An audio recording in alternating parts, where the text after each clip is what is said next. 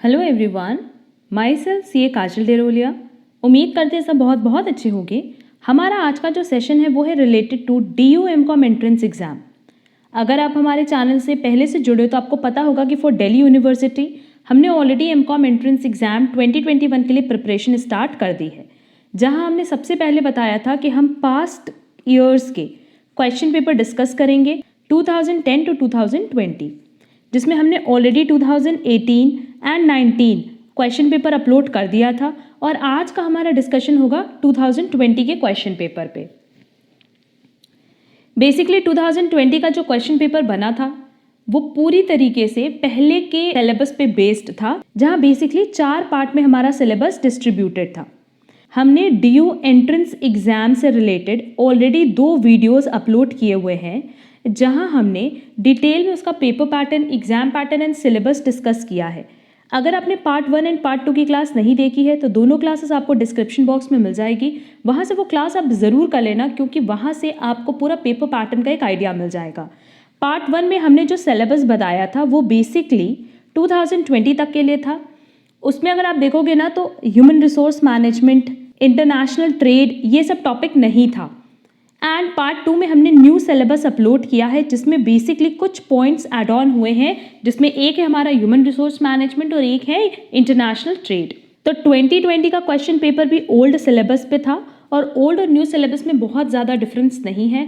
सिर्फ इतना है कि ओल्ड सिलेबस में हमारे पास 4 यूनिट्स थी और न्यू सिलेबस में 5 यूनिट्स है। तो 5 यूनिट्स मतलब क्या, हर एक यूनिट में 20 क्वेश्चंस होंगे और पहले जो 4 यूनिट था तो हर एक यूनिट से 25 क्वेश्चंस कवर करता था ऑन एन एवरेज। क्लियर? तो आज हम लोग 2020 का क्वेश्चन पेपर देख लेते हैं, जो कि नो डाउट हमारे लिए बहुत इंपॉर्टेंट है, क्योंकि पास्ट 10 ईयर के क्वेश्चन पेपर्स बहुत रेलेवेंट होते हैं एग्जाम प्रिपरेशन के लिए। इसके अलावा हम बहुत सारे इंडिविजुअल सब्जेक्ट्स पे भी क्लास अपलोड करें, जैसे costing, business organisation, financial accounting. तो सबके लिंक आपको डिस्क्रिप्शन बॉक्स में मिल जाएगी।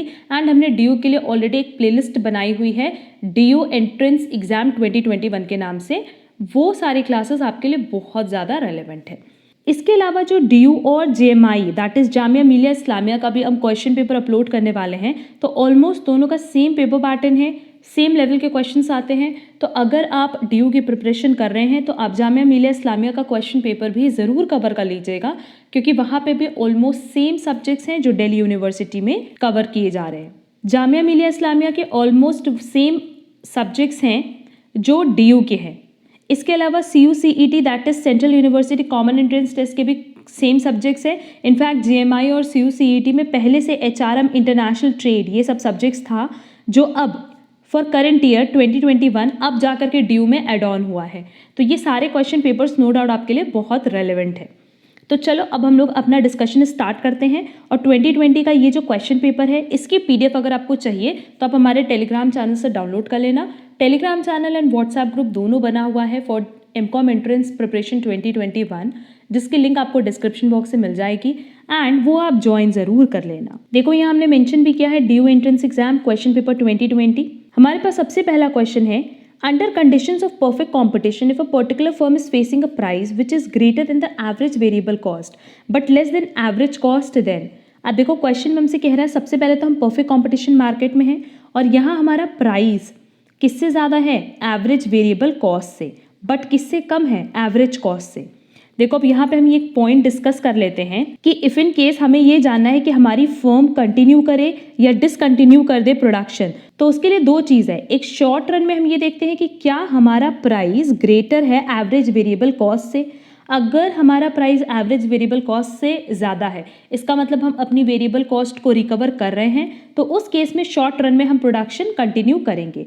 एंड लॉन्ग रन में हम ये देखते हैं कि क्या हमारा प्राइस ग्रेटर है एवरेज कॉस्ट से, क्योंकि अगर हमारा प्राइस एवरेज कॉस्ट से ज़्यादा है तो इसका मतलब है कि हम वेरिएबल कॉस्ट तो रिकवर कर ही रहे हैं, साथ ही साथ कुछ एडिशनल रेवेन्यू भी जनरेट कर पा रहे हैं टू पार्शली और entirely cover the fix cost, so that हम अपने फिक्स कॉस्ट को भी कुछ पोर्शन तक कवर कर पाएँ। Clear?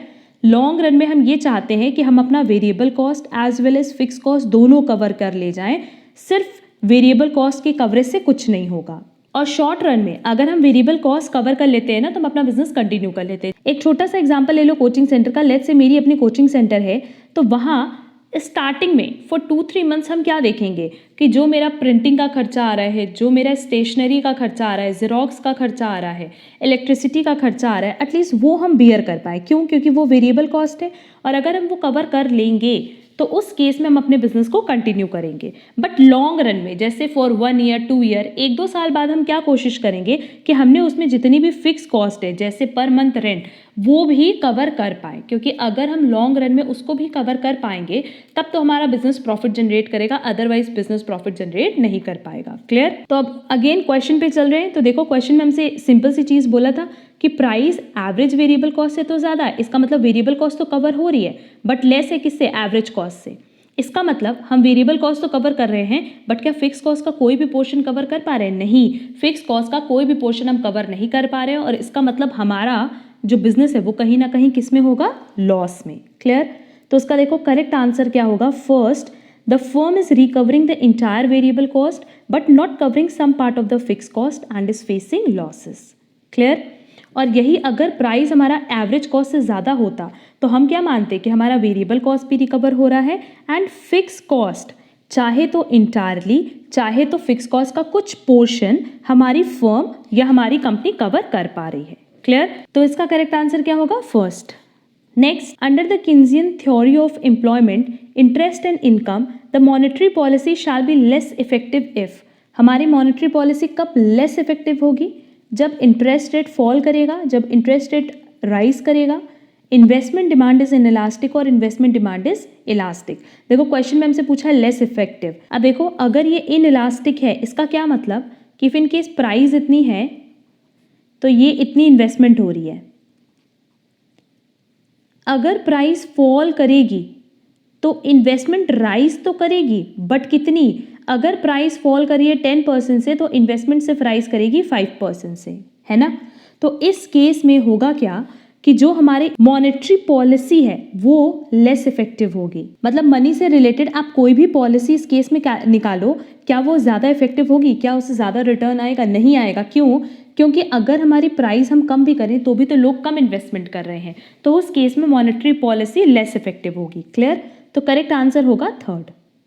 Next, oligopoly is a market structure wherein there is. अब देखो ओलिगोपोली बेसिकली एक ऐसा फॉर्म ऑफ मार्केट है जहाँ कुछ लोगों के बीच में कंपटीशन होता है, दैट इज फ्यू सेलर्स होते हैं, बायर्स नो डाउट बहुत सारे होते हैं, एंड ये जो फ्यू फर्म्स है इनके बीच में ही कंपटीशन होता है।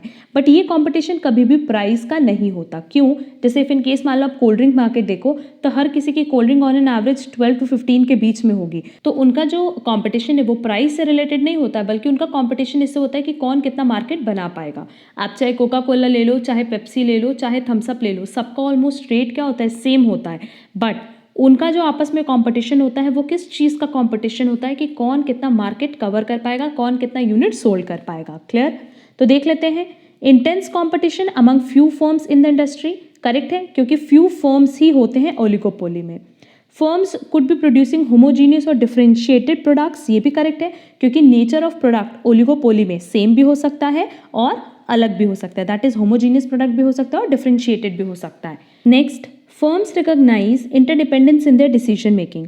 अब देखो ये तो होता है, इंटरडिपेंडेंस होता है डिसीजन मेकिंग में। क्यों? क्योंकि यहाँ पे फ्यू सेलर्स हैं या फ्यू फर्म्स हैं, और जब फ्यू फर्म्स हैं, फ्यू कॉम्पिटिटर्स हैं, तो उस केस में आपको जब भी डिसीजन लेना होता है ना तो आपको दूसरे पे डिपेंड होना पड़ता है। अब बेसिकली जब सेलर्स कम है तो उस केस में कंपटीशन बहुत ज़्यादा होगा, दैट इज इंटेंस कंपटीशन होगा। तो उस केस में हर एक सेलर मार्केट को इन्फ्लुएंस करने की ताकत रखता है। क्लियर?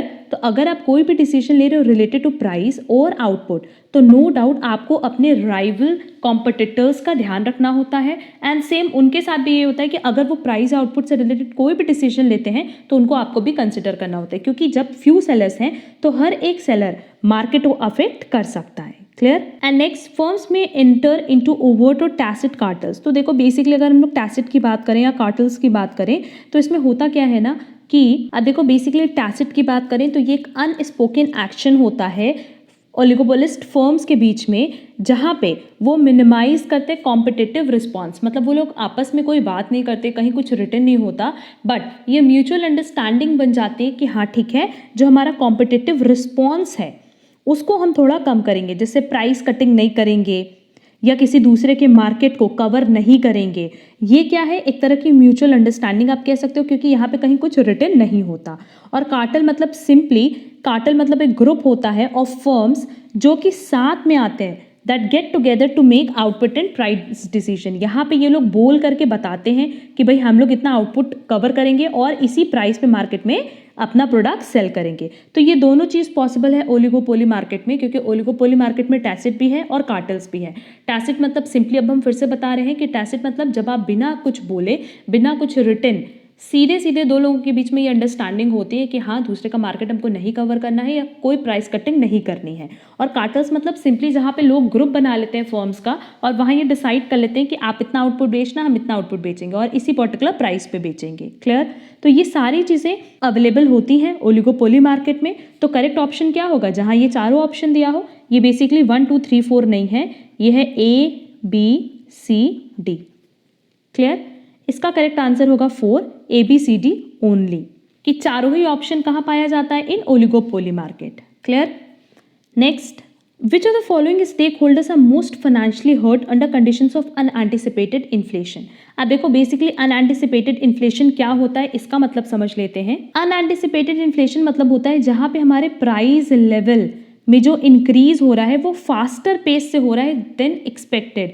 जैसे फिर इन केस मान लो हमने 5% का इन्फ्लेशन सोचा था और मार्केट में 10% का इन्फ्लेशन हुआ, तो इसको हम क्या कहते हैं, अनएंटिसिपेटेड इन्फ्लेशन। क्लियर? हमने एक लेक्चर में इसको पूरा कवर किया था, पूरा समझाया था कि अगर अनएंटिसिपेटेड इन्फ्लेशन होता है तो फाइनेंशियली सबसे ज़्यादा गेन किसको होता है, डेटर्स को।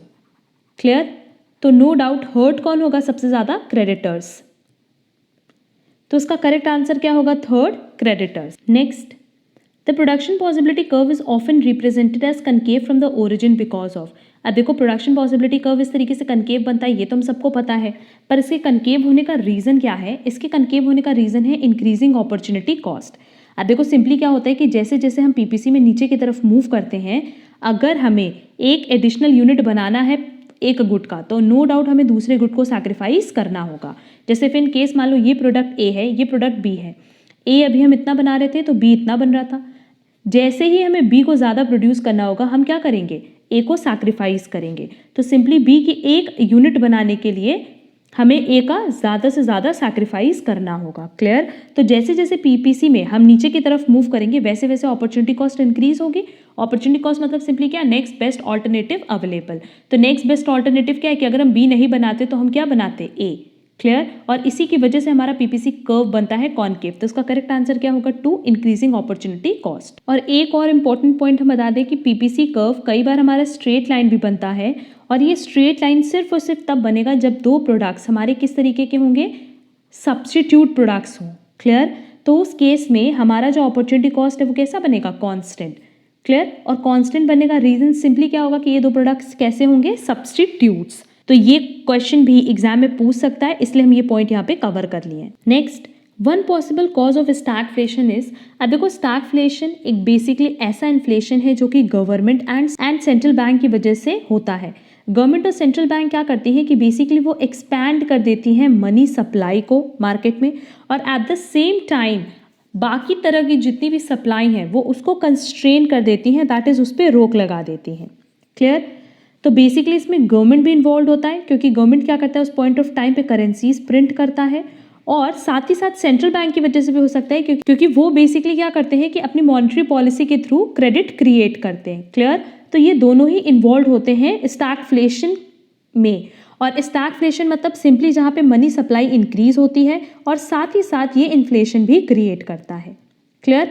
तो ऑप्शन देखते हैं, increase in aggregate supply, increase in aggregate demand, decrease in aggregate supply, decrease in aggregate demand. तो सिंपली इसका आंसर क्या हो जाएगा, third, decrease in aggregate supply, क्योंकि government and central bank basically money supply तो बढ़ाते हैं पर बाकी हर तरह की सप्लाई वो क्या करते हैं, कम कर देते हैं। तो अगर हम एग्रीगेट सप्लाई की बात करेंगे तो एग्रीगेट सप्लाई क्या होगी, डिक्रीज होगी। तो करेक्ट आंसर होगा third. Next, the price of good rises from 4 to 5 per unit and the quantity demanded for that good contracts from 100 to 80, मतलब प्राइस बढ़ गया और डिमांड घट गई। The price elasticity of demand for the good in absolute terms is, अब देखो अगर question में हमसे एब्सोल्यूट टर्म्स पूछा है या एब्सोल्यूट वैल्यू पूछा है तो सिंपली ये कहना चाहता है कि जो नेगेटिव साइन है उसको आपको इग्नोर करना होगा। क्लियर? और हम सबको पता है कि डिमांड एंड प्राइस में किस तरह का रिलेशन होता है, इन्वर्स रिलेशन। तो मेंशन हो या ना हो, हमें तो पता है कि इन दोनों के बीच में कैसा रिलेशन होगा, inverse relation, that is negative relation. Clear? But अगर क्वेश्चन में बोल दिया कि आपको एब्सोल्यूट टर्म्स में कैलकुलेशन करना है तो एब्सोल्यूट टर्म्स और वैल्यूज का मतलब सिंपली क्या होता है, जहां पे हमें नेगेटिव साइन इग्नोर करने बोल रहा है। अब देखो क्योंकि इसमें कोई मेथड मेंशन नहीं किया है कि वो प्राइस इलास्टिसिटी से करना है, that is point elasticity method से और आर्क इलास्टिसिटी मेथड से, तो सिंपली अब आपके पास ऑप्शन है, हम आर्क इलास्टिसिटी मेथड यूज करेंगे। Reason being arc elasticity method ज्यादा यूजफुल है in comparison to price elasticity method. तो हम यूज करेंगे आर्क इलास्टिसिटी मेथड और हम ईडी फाइंड आउट करेंगे, इलास्टिसिटी ऑफ डिमांड, जहां फॉर्मूला क्या है, Q1 minus Q2 divided by Q1 plus Q2 multiply P1 plus P2 divided by P1 minus P2। Clear? अब देखो हमारे पास सारी वैल्यूज दी हुई है, Q1 क्या है 100 और Q2 क्या है 80, दोनों को माइनस करेंगे तो 20 आएगा और Q1 प्लस Q2 कितना आ जाएगा 180 मल्टीप्लाई P1 प्लस P2 कितना हो गया 4 प्लस 5 9 एंड 4 माइनस 5 इज -1। अब देखो क्योंकि हमें माइनस को कंसिडर नहीं करना है और उसका सिंपल रीजन क्या है कि हमसे क्वेश्चन पूछा है इन एब्सोल्यूट टर्म्स, तो एब्सोल्यूट टर्म्स में हम क्या करेंगे, इस नेगेटिव साइन को इग्नोर करेंगे। देखो मेरे पास जो वैल्यू आ रही है वो कितनी आ रही है 1, क्योंकि हमने माइनस को इग्नोर कर दिया है तो हमारा करेक्ट आंसर क्या हो जाएगा 1। Next, economic growth will be sluggish when interest rates rise because, अब देखो स्लगिश मतलब क्या होता है, स्लो मूविंग और इनएक्टिव, की जो हमारी इकोनॉमिक ग्रोथ है, जो हमारी इकोनॉमिक ग्रोथ है, जो हमारी इकोनॉमी में ग्रोथ हो रही है वो चाहे तो इनएक्टिव हो गई या फिर उसकी स्पीड बहुत कम हो गई। ये कब होगा, ये तब होगा जब इंटरेस्ट रेट राइज करेगी, क्योंकि सिंपली देखो अगर इंटरेस्ट रेट बढ़ जाएगी तो लोग क्या करेंगे कि मार्केट से लोन कम लेंगे, कम से कम प्रोजेक्ट में वो पैसे लगाएंगे। क्यों? क्योंकि उनका इंटरेस्ट रेट बढ़ा दिया गया है, दैट इज उनको जो पेमेंट करना है उस मनी पे, जो वो क्रेडिट ले रहे हैं मार्केट से, वो राइज हो गया है, तो नो डाउट वो कम से कम प्रोजेक्ट में इन्वेस्ट करेंगे। क्लियर? तो उसका करेक्ट आंसर होगा 1। Firms will invest in fewer projects with future पे ऑफ्स दस लिमिटिंग ग्रोथ, क्योंकि अगर इंटरेस्ट रेट बढ़ा तो लोग कम से कम प्रोजेक्ट में इन्वेस्ट करेंगे और अगर कम से कम प्रोजेक्ट में इन्वेस्ट किए तो ग्रोथ खुद ब खुद लिमिट हो जाएगी। तो करेक्ट आंसर क्या होगा, first. Next, for a monopoly firm under conditions of short run equilibrium earning just normal profit the following relationship holds true between price and marginal cost.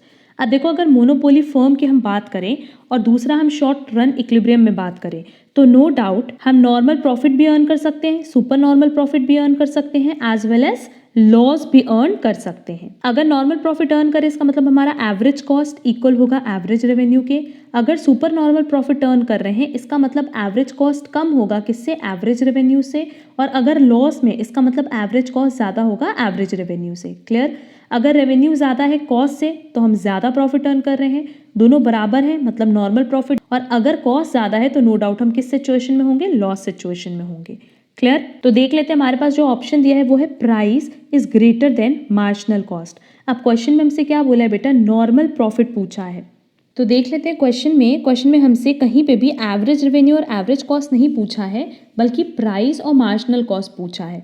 तो देखो सिंपली अगर हम लोग शॉर्ट रन इक्विलिब्रियम की बात करें इन मोनोपोली फर्म, तो जो हमारा डायग्राम बनेगा वो बनेगा ऐसे, ये MR कर्व है और ये AR कर्व है। लेट्स से ये हमारे पास प्राइस गिवन है। अब क्योंकि अगर हम लोग बात कर रहे हैं नॉर्मल प्रॉफिट की तो ये प्राइस है, और इसमें हमने जो एक सिचुएशन बताई वो बताई कि हमारा एवरेज रेवेन्यू और एवरेज कॉस्ट क्या होगा, इक्वल होगा। एवरेज कॉस्ट और एवरेज रेवेन्यू क्या होगा, इक्वल होगा। तो ये हमारा एवरेज कॉस्ट कर्व बना, एवरेज कॉस्ट और एवरेज रेवेन्यू क्या है, इक्वल है। और मार्जिनल कॉस्ट इस तरीके से बनता है क्योंकि अगर हम लोग फर्म के इक्विलिब्रियम सिचुएशन की बात करें तो फर्म के इक्विलिब्रियम सिचुएशन में दो चीज़ देखी जाती है कि MR is equal to MC, जो कि देखो आ रहा है MR इज इक्वल टू ये MC यहाँ पे, एंड MC कर्व हमेशा बिलो से कट करेगा, नीचे से कट करेगा किसको, MR कर्व को। तो ये दोनों इक्विलिब्रियम सिचुएशन है। क्लियर? तो अब देखो इस सिचुएशन में जो हमारा प्राइस है वो हमेशा किससे ज़्यादा होगा, वो हमेशा ज़्यादा होगा मार्जिनल कॉस्ट से। क्लियर? किस सिचुएशन में? नॉर्मल प्रॉफिट सिचुएशन में। तो करेक्ट आंसर क्या होगा? First. Next, a basic assumption of the classical school of economic thought is, basically learn करने वाला क्वेश्चन है। इसका करेक्ट आंसर होगा फर्स्ट कि prices and wages are flexible, कि जब हम उसको जैसे चाहें चेंज कर सकते हैं। Next, existence of external diseconomies of scale shall cause, अब देखो अगर एक्सटर्नल डिसइकोनॉमीज ऑफ स्केल है तो ये तभी अकर करता है जब इंडस्ट्री ग्रो करती है इन साइज। क्लियर? और अगर इंडस्ट्री ग्रो कर रही है, मतलब रैपिडली ग्रो कर रही है, तो कहीं ना कहीं नेगेटिव एक्सटर्नलिटीज होंगी, मतलब बाहर के एनवायरनमेंट में कुछ ना कुछ प्रॉब्लम राइज होगी, और इसकी वजह से जो हमारा long run average cost curve है वो क्या होता है? राइज होता है। तो करेक्ट आंसर क्या होगा? 2।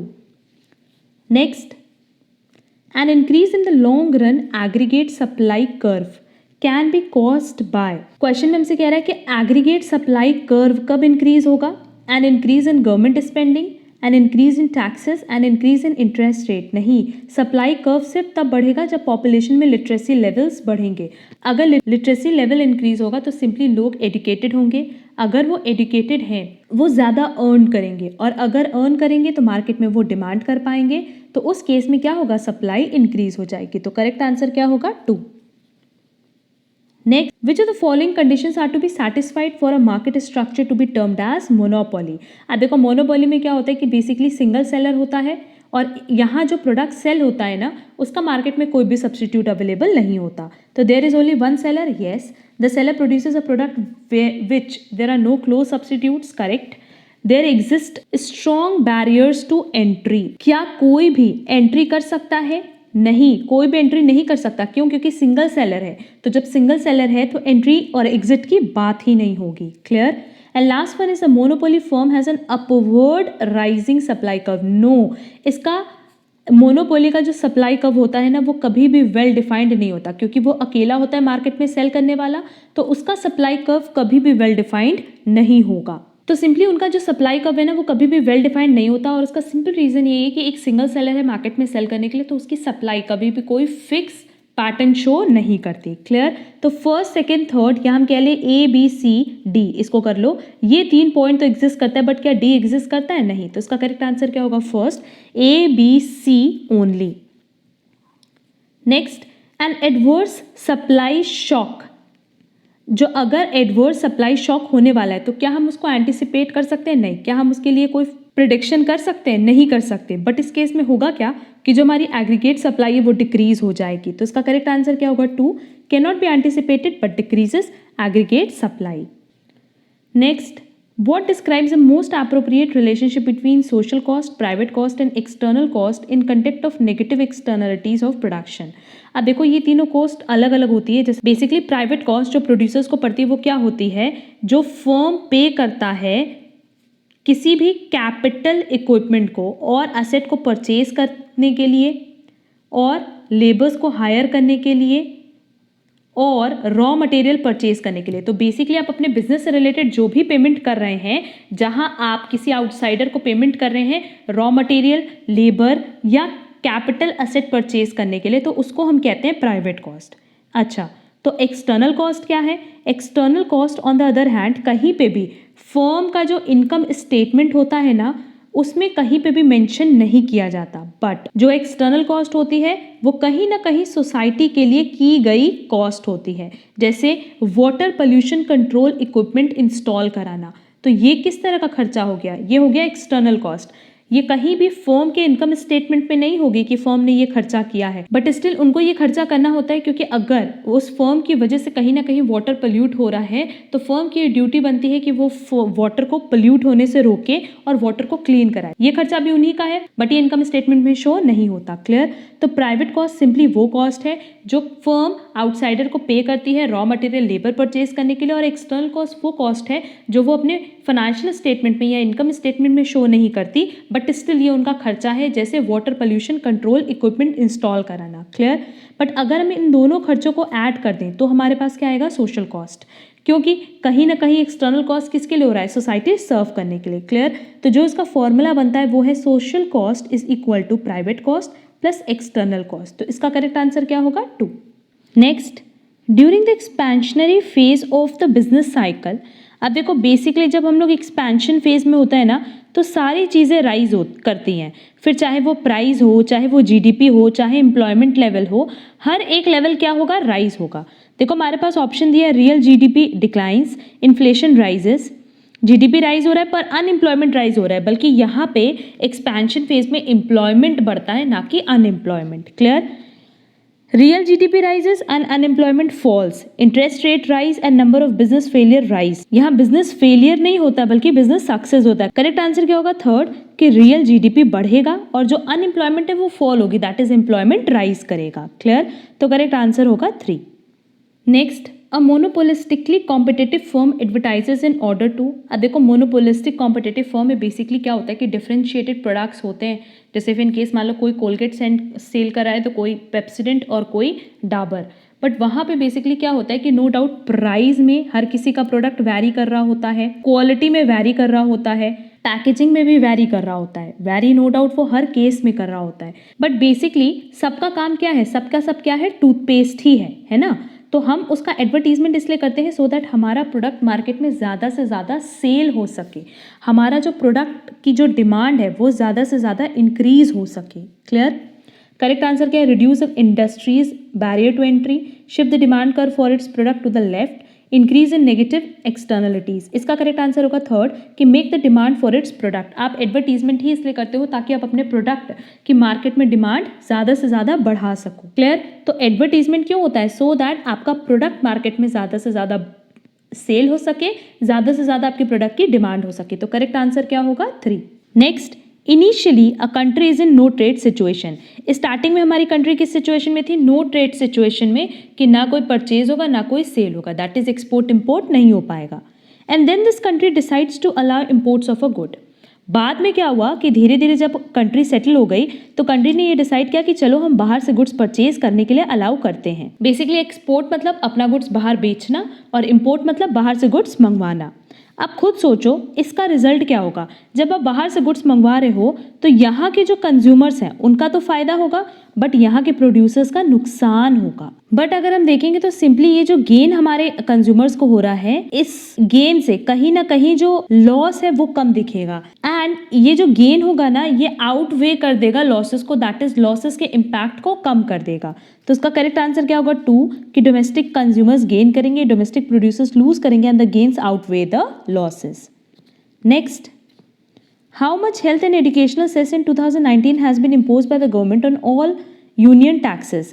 देखो 2019 के पहले ये 3% था basically education cess and secondary and higher education cess मिला के, बाद में इसको हेल्थ एंड एजुकेशनल सेस कर दिया गया 4% से। तो इसका करेक्ट आंसर क्या होगा? 2, 4%। Next, who recommends the minimum support price that is MSP fixed by the government. अब देखो MSP को फिक्स करने वाले थे CACP, commission for agricultural cost and prices. Since 2009 से इन्होंने ही रिकमेंडेशन दी थी MSP फिक्स करने की, that is minimum support price. और CACP का फुल फॉर्म हम फिर से रिपीट कर रहे हैं, commission for agricultural costs and prices. Clear? तो इसका करेक्ट आंसर क्या होगा? 3, CACP। Next, identify the correct relationship between marginal standing facility rate, repo rate and reverse repo rate. अब देखो सबसे पहले इन तीनों का मतलब समझ लेते हैं। सबसे पहले समझो कि what is MSF, that is marginal standing facility rate.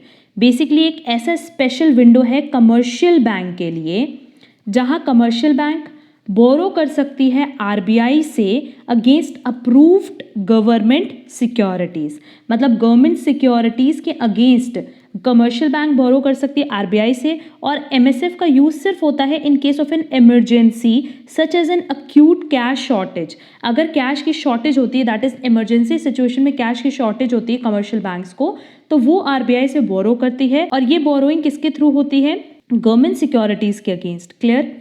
MSF rate जो होता है ना वो जनरली हायर होता है, मतलब ये हायर रेट पे है, रीज़न बीइंग ये इमरजेंसी सिचुएशन में यूज़ किया जाता है, और अगर इमरजेंसी सिचुएशन में आप यूज़ कर रहे हो तो नो डाउट आपको जो रेट पे करना होगा वो कंपैरेटिवली ज़्यादा होगा। क्लियर?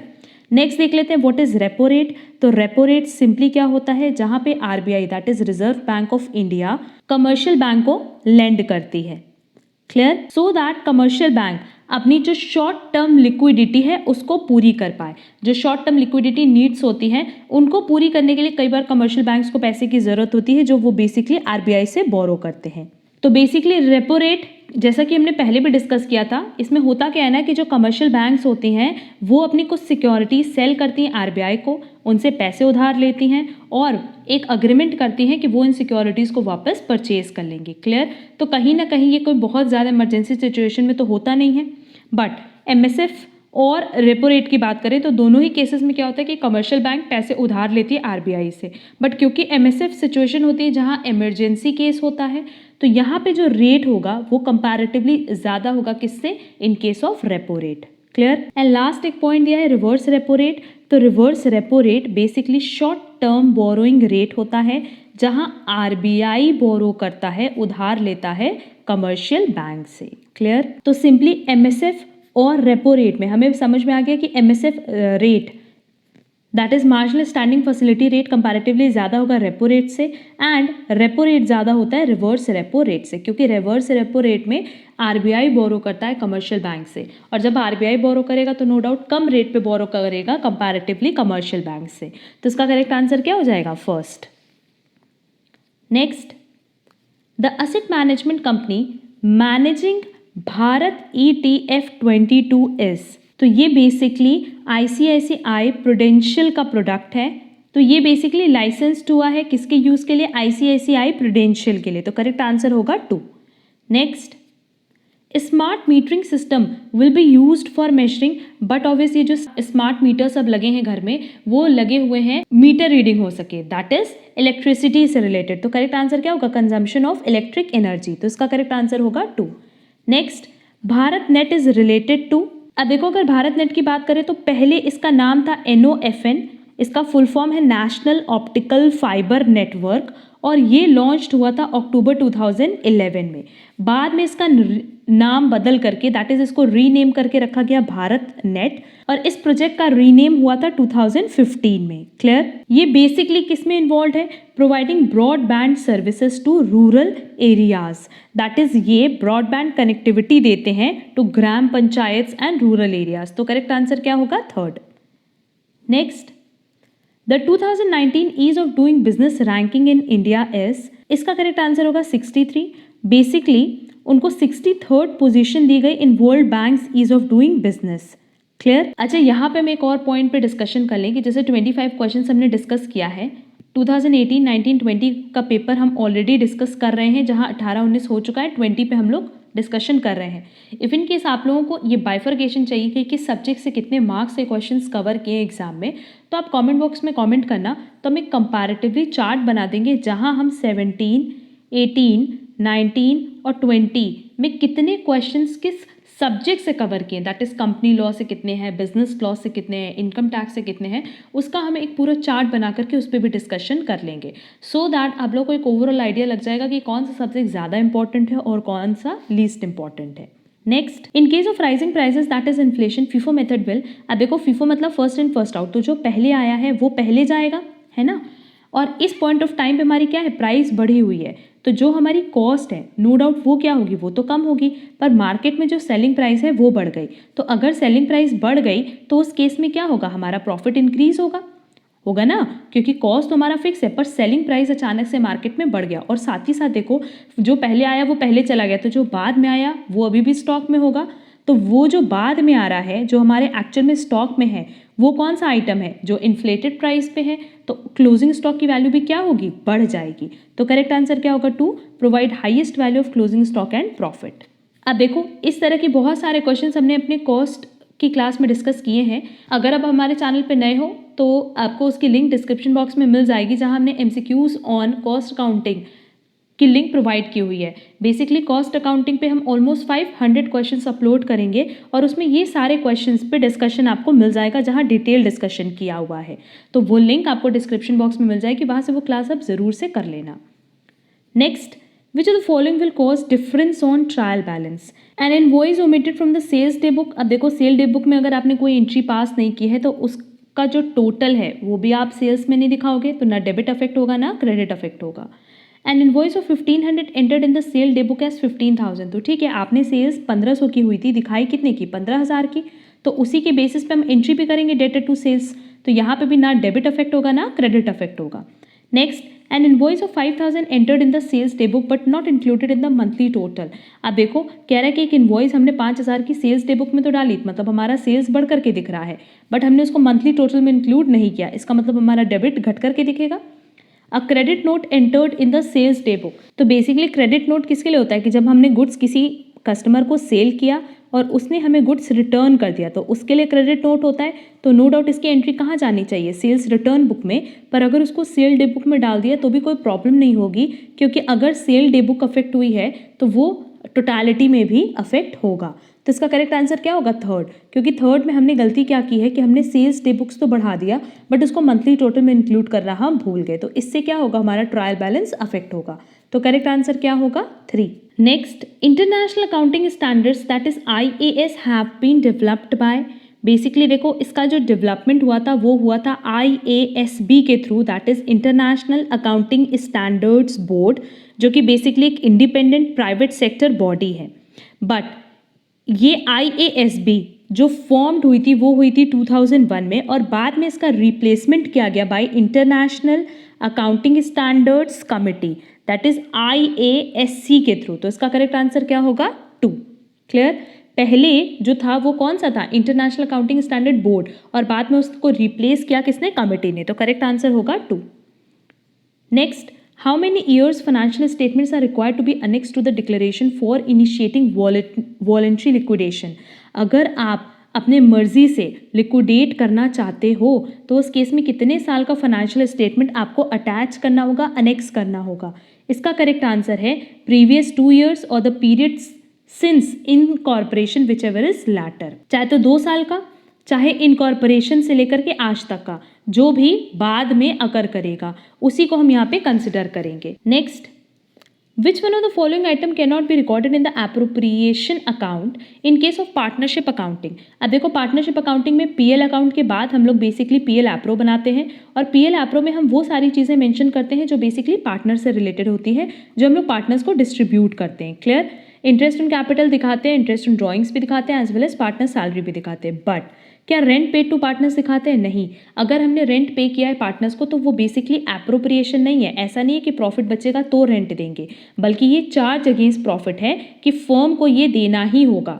बेसिकली हो क्या रहा है कि यहाँ पे पार्टनरशिप फर्म आप एक ऐसे प्लेस पे रन कर रहे हो जो प्लेस किसी पार्टनर से रिलेटेड है, और उस पार्टनर को आपको रेंट पे करना है, तो सिंपली वो फर्म को पे करना ही होगा, फिर भले ही फर्म के पास प्रॉफिट हो या ना हो, दैट इज वो चार्ज अगेंस्ट प्रॉफिट है। और चार्ज अगेंस्ट प्रॉफिट हम कहाँ चार्ज करते हैं, इन PL अकाउंट। तो करेक्ट आंसर क्या होगा, 3rd। Next, in the absence of partnership deed interest on partners loan is payable by firm at the rate. देखो अगर पार्टनरशिप डीड साइलेंट है तो 2 ही चीज़ पॉसिबल है, पहला इंटरेस्ट ऑन पार्टनर्स लोन, और इंटरेस्ट ऑन पार्टनर्स लोन हम कितने पे देंगे, 12% पे, और दूसरा जो हमारा प्रॉफिट शेयरिंग रेशियो है वो क्या होगा, इक्वल होगा। क्लियर, तो इसका करेक्ट आंसर क्या होगा, 1st। Next, reserve capital can be called up. अब देखो रिजर्व कैपिटल बेसिकली एक ऐसा कैपिटल है जो कि पार्ट होता है किसका, सब्सक्राइब्ड अनकॉल्ड कैपिटल का। सब्सक्राइब्ड होगा बट वो किस तरह का कैपिटल है, अनकॉल्ड कैपिटल, और ये कैपिटल सिर्फ और सिर्फ कंपनी तभी मांग सकती है जब कंपनी लिक्विडेशन फेज में हो। क्लियर, तो इसका करेक्ट आंसर क्या हो जाएगा, 3rd, in the event and for the purpose of company being wound up. जब कंपनी वुंड अप हो, दैट इज लिक्विडेट हो, बंद होने वाली हो, तो उस केस में रिजर्व कैपिटल वो डिमांड कर सकती है। Next, stock split is the process of, stock को स्प्लिट करना मतलब होता है तोड़ना। क्लियर, इसका करेक्ट आंसर होगा 4, reducing face value of the shares of the company by dividing 1 shares into 2 और मोर पार्ट्स। सिंपली हमने बताया कि स्टॉक को तोड़ना, और अगर हम स्टॉक को तोड़ रहे हैं तो नो डाउट हम क्या कर रहे हैं कि एक ही शेयर का 2 या 2 से ज़्यादा पार्ट कर रहे हैं। तो करेक्ट आंसर क्या होगा, 4। Next, royalties revenue should be recognised. अब देखो एज पर अकाउंटिंग स्टैंडर्ड 9 जो रॉयल्टीज से रेवेन्यू जनरेट होगा, बेसिकली रॉयल्टीज मतलब क्या होता है, it includes the charge for the use of patents, know how, trademarks and copyrights. मतलब जब आप किसी के पेटेंट को, नो हाउ को, ट्रेडमार्क्स को या कॉपीराइट को यूज करते हो तो उसके बदले जो चार्ज आप पे करते हो ना, तो उसको कहते हैं रॉयल्टीज। क्लियर। अब रॉयल्टी से जो भी रेवेन्यू जनरेट होती है, हम हमेशा उसको बुक्स में रिकॉग्नाइज करते हैं on accrual basis as well as in accordance with the terms of relevant agreement. मतलब जैसा अग्रीमेंट बना है उसके टर्म्स को ध्यान देते हुए हम उसको रिकॉग्नाइज करते हैं ऑन अक्रूवल बेसिस। तो ये करेक्ट आंसर होगा on an accrual basis and in accordance with the terms of the relevant agreement. तो इसका करेक्ट आंसर होगा 1। Next, accounting standard 29 is applicable only to. अब देखो अकाउंटिंग स्टैंडर्ड 29 की बात करें तो बेसिकली ये रिप्रेजेंट करता है provisions, contingent liabilities and contingent assets को। तो देखते हैं, provision for valuation adjustment for fixed asset की बात ही नहीं होती, कंटिंजेंट असेट की बात होती है। Provision for liabilities and charges, provision for value adjustment for current asset, again current asset की बात नहीं करते, हम कंटिंजेंट एसेट की बात करते हैं।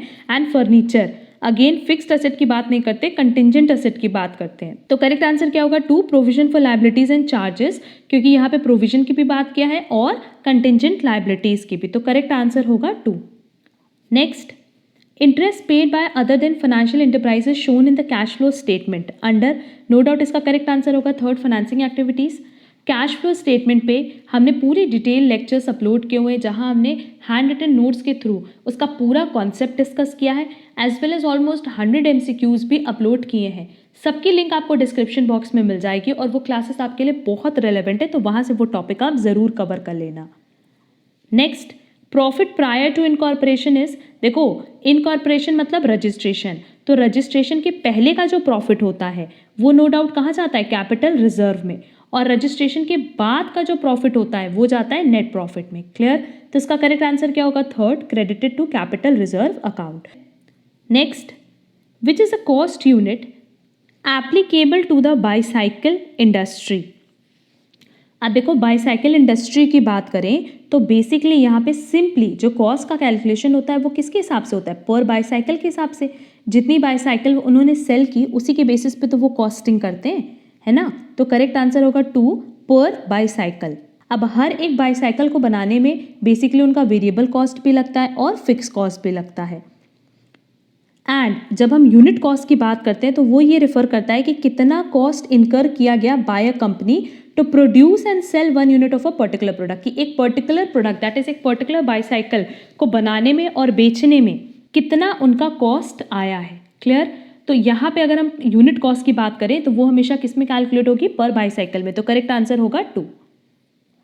नेक्स्ट, स्टोर्स लेजर इज अब देखो ये भी हमने अपनी MCQs ऑन कॉस्ट अकाउंटिंग पे डिस्कस किया था, और स्टोर लेजर हम सब ने ऑलरेडी अपने BCom लेवल पे बनाया हुआ है, जहां हम पहले डेट मेंशन करते हैं, फिर मेंशन करते हैं रिसीट, फिर मेंशन करते हैं इशू, और फिर मेंशन करते हैं balance. Quantity rate amount, quantity rate amount, quantity rate amount, इस तरीके से जो आप प्रेजेंटेशन करते हो आइदर इन फीफो, लीफो और वेटेड एवरेज मेथड, ये सब किसको शो करता है, स्टोर्स लेजर को। तो स्टोर लेजर बेसिकली क्वांटिटी भी बताता है एज वेल एज जो मटेरियल इशू हुआ है, रिसीट हुआ है, जो बैलेंस बचा उसका रेट भी बताता है। तो इसका करेक्ट आंसर होगा first, quantitative as well as value wise records of material received, issued and balance, कि क्वांटिटी भी होगी एज वेल एज वैल्यू भी मेंशन होगी। Next, kaizen costing is applied to a product that is, अब देखो अगर kaizen costing की बात करें तो बेसिकली काइजन कॉस्टिंग तब अप्लाई होता है जब एक प्रोडक्ट प्रोडक्शन फेज में होता है। क्लियर। तो प्रोडक्शन फेज में कौन सी कॉस्टिंग मेथड लगेगी, kaizen costing. But kaizen costing के पहले या प्रोडक्शन फेज के पहले क्या होता है, डेवलपमेंट होता है, रिसर्च एंड डेवलपमेंट करते हैं ना। तो डेवलपमेंट फेज पे बेसिकली किस तरह की कॉस्टिंग अप्लाई होती है, टारगेट कॉस्टिंग। ये दोनों लर्न रखना कि अगर प्रोडक्शन स्टार्ट हो चुका है तो प्रोडक्शन फेज पे काइजन कॉस्टिंग अप्लाई होती है एंड डेवलपमेंट फेज पे टारगेट कॉस्टिंग। तो इसका करेक्ट आंसर क्या हो जाएगा, सेकेंड, वो प्रोडक्ट जो अंडर प्रोडक्शन है उस पर कौन सी कॉस्टिंग अप्लाई होती है, kaizen costing. Next, calculate EOQ that is economic order quantity from the following details. अब देखो एनुअल कंजम्पशन दिया है, ऑर्डरिंग कॉस्ट भी दिया हुआ है, परचेज प्राइस पर यूनिट दिया और कैरिंग कॉस्ट दिया है। तो कैरिंग कॉस्ट नो डाउट किस पे निकालते हैं, परचेज प्राइस पे।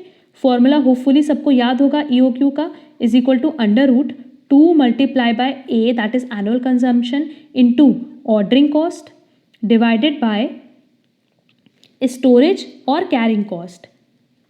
तो अब मेरे पास एनुअल कंजम्पशन तो दिया है 24,000 यूनिट्स का, ऑर्डरिंग कॉस्ट दिया है 10 पर ऑर्डर, और कैरिंग कॉस्ट हम कैसे निकालेंगे 100 रुपीज़ का 5%, दैट इज़ 5।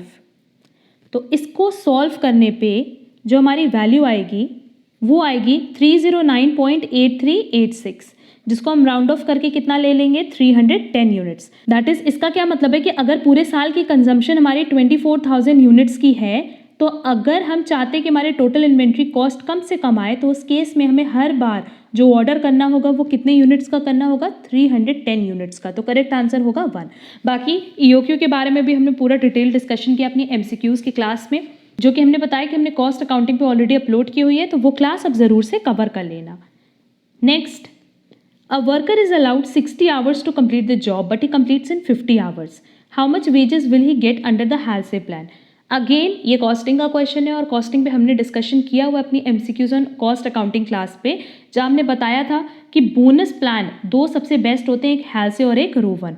और हालसे और रोवन बेसिकली ये दो ऐसे प्लान हैं जहाँ पे टाइम के बेसिस पे पेमेंट किया जाता है कि आपकी वजह से कितना टाइम सेव हुआ। क्लियर? 60 घंटे का काम अगर उन्होंने 50 आवर्स में किया तो नो डाउट 10 आवर्स की सेविंग हुई है।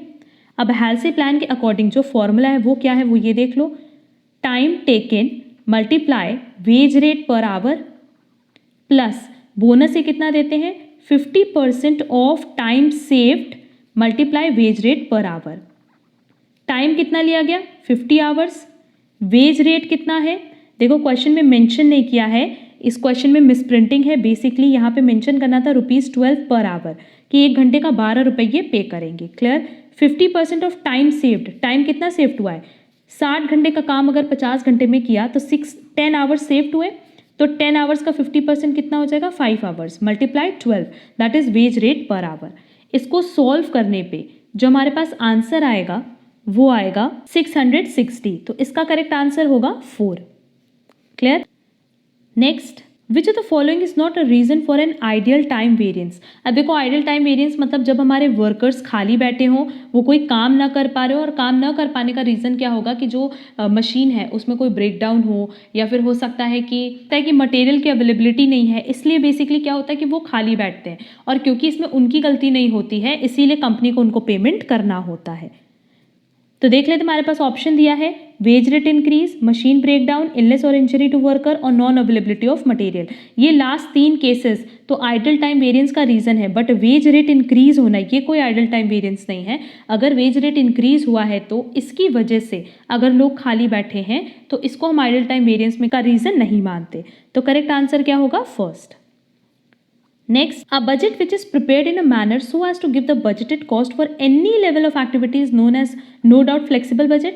क्योंकि flexible budget that is flexi budget इतना flexible होता है कि वो 60% पे आप कैलकुलेट करोगे तो 70%, 80%, 90% हर एक लेवल पे आप ये बता सकते हो कि आपकी बजटेड कॉस्ट कितनी आएगी। तो करेक्ट आंसर होगा 4। अब देखो 2020 के क्वेश्चन में कितने सारे क्वेश्चंस कॉस्ट अकाउंटिंग से आए हैं, और इसीलिए हमने एमसीक्यूज अपलोड ऑलरेडी कर दिए हैं कॉस्ट अकाउंटिंग के। तो अगर आपने वो क्लास नहीं की है तो वो क्लास अब ज़रूर से कवर कर लेना। साथ ही साथ हम बहुत जल्दी human resource management that is HRM के नोट्स और एमसीक्यूज अपलोड करेंगे। तो क्योंकि वो नया सब्जेक्ट है आपके लिए, उस पर भी हम पूरा डिटेल डिस्कशन करेंगे, और वो क्लास भी आप ज़रूर से कवर कर लेना। Next, in process costing, if an abnormal loss arises, the process account is generally, देखो प्रोसेस कॉस्टिंग में कह रहा है कि अगर abnormal loss arise हुआ तो उस केस में क्या होगा, debited with the scrap value of the abnormal loss unit, debited with the full production cost of the abnormal loss unit, credited with the scrap value of this abnormal loss unit, और credited with the full production cost of the normal loss unit. हम लोग क्या करते हैं process costing में, अगर अब normal loss होता है तो उसको कहाँ दिखाते हैं, क्रेडिट में दिखाते हैं बाय अब नॉर्मल लॉस। और इस अब नॉर्मल लॉस को कभी भी हम क्या स्क्रैप वैल्यू से मल्टीप्लाई करते हैं, नहीं, स्क्रैप वैल्यू से तब मल्टीप्लाई करते हैं जब हम अब नॉर्मल लॉस अकाउंट बनाते हैं। बल्कि प्रोसेस अकाउंट में हम क्या करते हैं कि अब नॉर्मल लॉस को पूरे प्रोडक्शन कॉस्ट में शो कर देते हैं, है ना, और बाद में जब अब नॉर्मल लॉस अकाउंट बनाते हैं तो वहां से ट्रांसफर करके स्क्रैप वैल्यू से मल्टीप्लाई करते हैं। तो करेक्ट आंसर क्या होगा 4। Next, if sales is 1 lakh in 2018, 4 lakh in 2019, loss given है 2018 का और प्रॉफिट गिवन है। पीवी रेशियो विल बी, हमने बहुत सारे क्वेश्चन सॉल्व करवाए हैं PV ratio that is profit volume ratio पे। तो अब यहाँ पे हम सीधे सीधे बता रहे हैं कि व्हाट इज पीवी रेशियो। इसका फॉर्मूला होगा change in profit divided by change in sales. तो चेंज इन प्रॉफिट कितना है, 50,000 से हम गए हैं 10,000 पे, तो 50,000 माइनस 10,000 पर क्या यह माइनस होगा, नहीं, यहाँ ये 50,000 प्रॉफिट और 10,000 क्या है, लॉस। तो ब्रैकेट में हम माइनस 10,000 लिख दिए हैं, divided by 4 lakh minus 1 lakh, तो ये कितना हो जाएगा 3 लाख। अब देखो होता क्या है, चेंज इन प्रॉफिट, अब यहाँ पे माइनस करेंगे तो ये माइनस माइनस क्या हो जाएगा, प्लस हो जाएगा। तो 60,000 डिवाइडेड बाय 3 लाख ये आएगा। सिंपली इसको सॉल्व करके जो वैल्यू आएगी वो आएगी 0.20 और 20%। तो करेक्ट आंसर क्या हो जाएगा, 20%। कॉस्ट अकाउंटिंग हम बार बार बता रहे हैं बहुत इंपॉर्टेंट है, रीजन बीइंग देख लो आपका 2020 एग्जाम है तो बहुत सारे क्वेश्चंस कॉस्ट अकाउंटिंग से उन्होंने कवर किया है, आगे के एग्जाम में भी वो कॉस्ट अकाउंटिंग से कवरेज करेंगे, तो उसकी क्लास बहुत इंपॉर्टेंट है आपके लिए। Next, improvement of PV ratio can be done by, अगर हमें पीवी रेशियो सुधारना है तो नो डाउट पीवी रेशियो हम लोग कैसे निकालते हैं, देखो पीवी रेशियो का जो फॉर्मूला है वो है contribution upon sales into 100। Let's say अगर कॉन्ट्रीब्यूशन 100 है और सेल्स 1000 है तो ये कितना आएगा, 10%।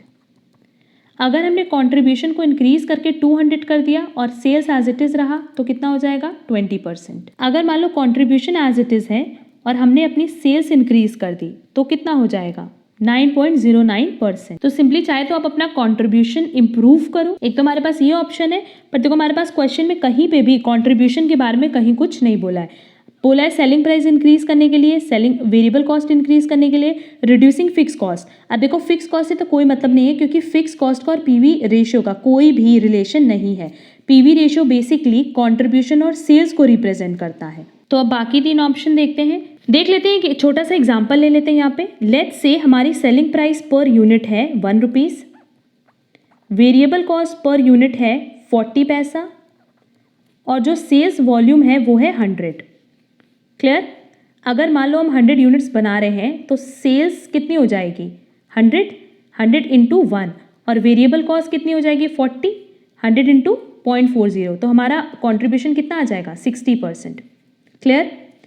क्वेश्चन में हमारे पास एक ऑप्शन दिया है कि इंक्रीजिंग द वेरिएबल कॉस्ट, अगर हम अपने वेरिएबल कॉस्ट को बढ़ा दें तो नो डाउट पर यूनिट की तो बात नहीं कर रहा है, अगर मान लो हम यहाँ वेरिएबल कॉस्ट को 50 कर दें तो हमारा कॉन्ट्रीब्यूशन कितना हो जाएगा 50 और इससे हमारा पीवी रेशियो इंप्रूव होने की जगह डिक्रीज हो जाएगा। तो नो डाउट सेकंड ऑप्शन और थर्ड ऑप्शन तो रॉन्ग है। लास्ट ऑप्शन चेक करो कि अगर सेल्स वॉल्यूम बढ़ा दें, पहले 100 यूनिट बना रहे थे, लेट्स से अब 120 यूनिट बना रहे हैं, तो 120 इंटू 1 कितना हो जाएगा 120 सेल्स, और अगर वेरिएबल कॉस्ट की बात करें तो 120 इंटू 0.40 कितना हो जाएगा 48, क्योंकि सिंपली देखो होता क्या है ना कि जब आप सेल्स वॉल्यूम बढ़ा रहे हो, ज़्यादा प्रोडक्शन कर रहे हो, तो नो डाउट आपकी वेरिएबल कॉस्ट भी इंक्रीज होगी।